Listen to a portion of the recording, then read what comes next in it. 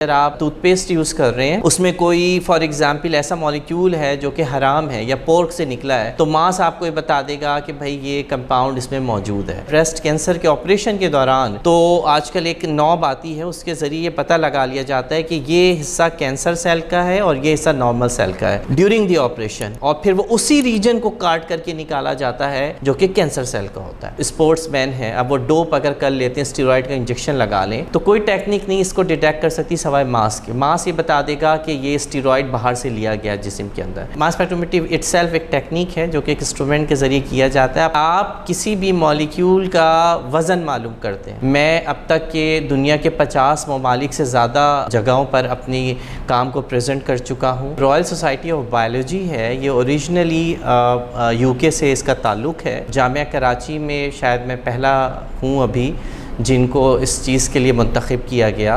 280 से ज़्यादा ऐसे रिसर्च पेपर्स हैं जो कि मुख्तलिफ़ इंटरनेशनल जर्नल्स में पब्लिश हो चुके हैं। प्राइमरी एजुकेशन एक गवर्नमेंट स्कूल से मैंने हासिल की, इंटर दिल्ली कॉलेज से किया। तो मैं ये फोर्सी करता हूँ कि अगर ये जो 3-4 ड्रग्स हमारी रिसर्च के थ्रू आइडेंटिफाई हुई हैं, ये ड्रग्स अगर हम क्लिनिकल ट्रायल्स पे लेके जाते हैं तो उसके बाद मुझे बहुत उम्मीद है कि शायद ये अगर हमारा बीटा थैलेसीमिया का जो बच्चा है उनको यूज़ करता है तो शायद उसको ना साइटोटॉक्सिक इफ़ेक्ट आएगा और उसकी बॉडी जो है वो एक गुड क्वालिटी फिटल हीमोग्लोबिन बना सकेगी। तो ये एक मेरा ड्रीम है। पाकिस्तान ने साइंस के शोबे में एक बहुत बड़ा एजाज़ हासिल किया है। मैं प्रोफेसर डॉक्टर मुशर्रफ साहब हमारे साथ मौजूद हैं। तफसील इनसे जानते हैं कि रॉयल सोसाइटी ऑफ बायोलॉजी क्या है जिसमें इनको फेलो मुंतखब किया गया है। सर, सबसे पहले अपने बारे में बताइएगा, आपका तालीमी करियर कहाँ से शुरुआत हुई और ये कहाँ तक चला और इस एजाज़ तक पहुँचने में कितनी मेहनत दरकार हुई? प्राइमरी एजुकेशन एक गवर्नमेंट स्कूल से मैंने हासिल की, government agro technical boys school. उसके बाद फिर मैंने अपना इंटर दिल्ली कॉलेज से किया और फिर ग्रेजुएशन मैंने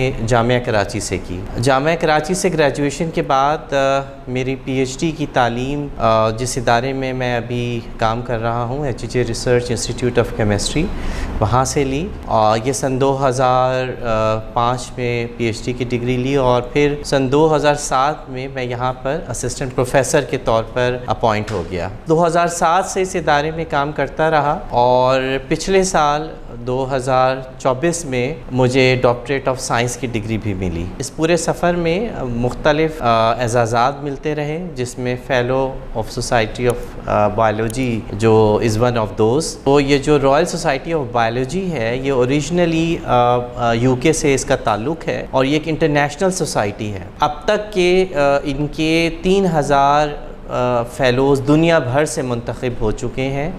खुशकिस्मती से मैं पाकिस्तान से मुंतखब हुआ।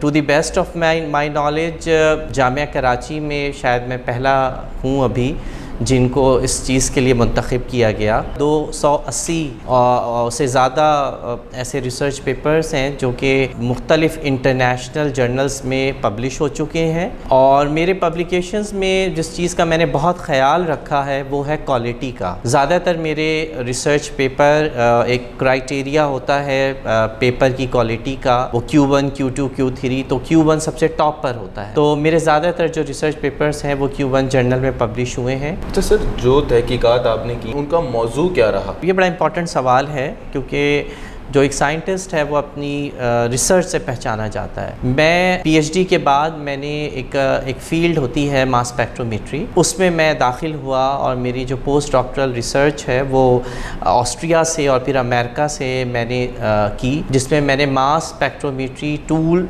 की को इस्तेमाल करना हमारे डिफरेंट जो रिसर्च डोमेन है उसके अंदर। तो मैंने जो रिसर्च किया उसमें नेचुरल प्रोडक्ट केमिस्ट्री भी शामिल है जिसके अंदर प्लांट्स में मेटाबोलोमिक्स स्टडीज़, फिर साथ में उनकी स्टैंडर्डाइजेशन। फिर मैंने इसी टूल्स को यूज़ करते हुए बायोलॉजिकल साइंसेज में आया तो उसमें हमने डिफरेंट डिजीज़ जो हैं जिसमें कैंसर भी है और बीटा थैलेसीमिया भी हैं, उनकी अंडरस्टैंडिंग को समझा, किस तरह से एक molecule with the passage of time और ट्रीटमेंट वो चेंज हो रहा है, उनके मैकेनिज़्म को हमने अंडरस्टैंड करने की कोशिश की और इन तमाम जो फाइंडिंग्स हुई उसको हमने रिसर्च पेपर के तहत शेयर किया। मैं अब तक के दुनिया के 50 ममालिक से ज़्यादा जगहों पर अपनी काम को प्रेजेंट कर चुका हूँ, जिसको इन तमाम पेपर्स को इंटरनेशनली पज़ीराई मिली। सर, आपको आलमी सतह पर मास स्पेक्ट्रोमेट्री का माहिर कहा जाता है, तो इसको ज़रा आसान लफ्ज़ों में समझाइएगा ताकि हमारे नाजरीन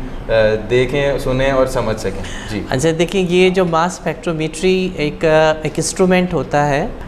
मास स्पेक्ट्रोमेट्री इटसेल्फ एक टेक्निक है जो कि एक इंस्ट्रूमेंट के ज़रिए किया जाता है। आप करते क्या हैं इसमें कि आप किसी भी मॉलिक्यूल का वज़न मालूम करते हैं। जिस तरह आप वेट बैलेंस पे अपना वेट देखते हैं कि आप कितने केजी के, इसी तरह से जो छोटे छोटे मॉलिक्यूल हैं हम उनका वज़न देखते हैं, वेट देखते हैं, और जिस इंस्ट्रूमेंट से इनका वेट देखा जाता है उसको मास स्पेक्ट्रोमीटर करते हैं। अब उससे फ़ायदा क्या होता है? उससे फ़ायदा ये होता है कि आपको उस कंपाउंड की आइडेंटिफिकेशन हो जाती है। अगर आपके पास टेबल के ऊपर शुगर है या नमक है तो आप उससे 2 मिनट में बता देंगे कि ये शुगर है, ये नमक है, और आपको पता चल जाता है कितने कार्बन, कितने हाइड्रोजन, कितने ऑक्सीजन है। अब इस इंफॉर्मेशन को आप अपनी आम जिंदगी में देखें तो आपको बहुत कुछ नज़र आएगा। जैसे कि आपको पता है कि स्पोर्ट्समैन है, अब वो डोप अगर कर लेते हैं, स्टेरॉइड का इंजेक्शन लगा लें, तो कोई टेक्निक इसको डिटेक्ट कर सकती सवाए मास के। मास ये बता देगा कि ये स्टेरॉइड बाहर से लिया गया जिस्म के अंदर। इसी तरह से आपके पास अगर आप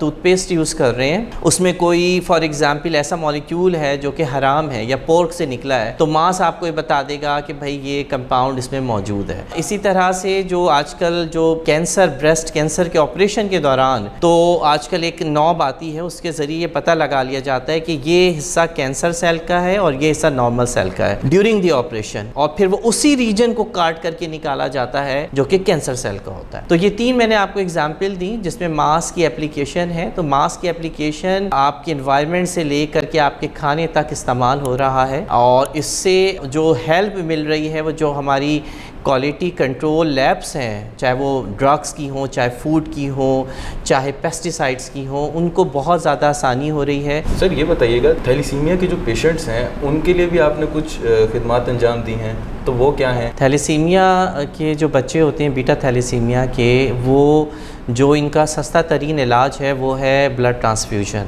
और ब्लड ट्रांसफ्यूजन इट्सेल्फ बॉडी में बहुत सारी कॉम्प्लिकेशंस पैदा करता है, और लॉन्ग रन में चलते चलते बच्चे की सेहत भी, और फिर अगर बॉडी ने उसको अच्छे से रिस्पांस नहीं दिया तो वो बच्चे का फिर गॉड फॉरबिड डेथ भी हो जाती है। तो इस ट्रीटमेंट के अंदर एक प्रोसीजर होता है बीटा थैलेसीमिया में, उसको हम कहते हैं फीटल हीमोग्लोबिन इंडक्शन थेरेपी। उसमें किया ये जाता है कि कुछ ड्रग्स ऐसी होती हैं जब आप उसको खाते हैं तो आपके अंदर वो खून बनना शुरू हो जाता है जो आपके बचपन में, पैदाइश में, आपकी बर्थ के 6 महीने के टाइम तक बनता है। उसको फीटल हीमोग्लोबिन कहते हैं। फीटल हीमोग्लोबिन के जीन में चूंकि कोई फॉल्ट नहीं होता, तो जब वो बॉडी उसको बनाने लगती है तो वो जो अडल्ट खून है वो उसको कंपनसेट कर देती है। मसला यहाँ पर ये है कि ऐसे मॉलिक्यूल जो कि फीटल हीमोग्लोबिन बनाए वो उनकी तादाद ना होने के बराबर है। एक ड्रग है साइटोटॉक्सिक ड्रग हाइड्रोक्सीयूरिया, जो कि पाकिस्तान में बहुत यूज़ होती है, लेकिन वो फीटल हीमोग्लोबिन प्रोडक्शन के लिए बहुत वेल नोन है। मसला ये है कि वो एक साइटोटॉक्सिक ड्रग है। तो जो मेरा काम है वो ये है, हमने इस तरह की ड्रग्स आइडेंटिफाई की हैं